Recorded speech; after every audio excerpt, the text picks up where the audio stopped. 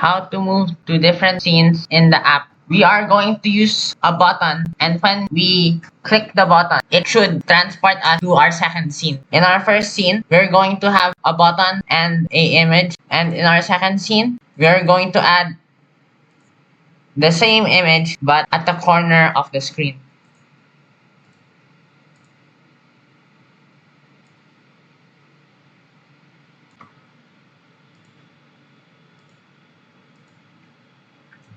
Let's save it. Let's name it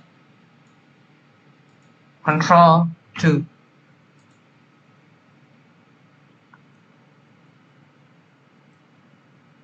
Now, let's make a script. Let's add a signal of the button pressed, then get tree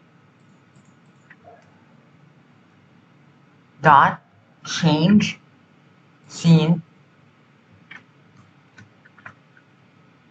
to Control 2. Let's test it out. Let's click this button. It worked. Remember to like this video and subscribe to this channel.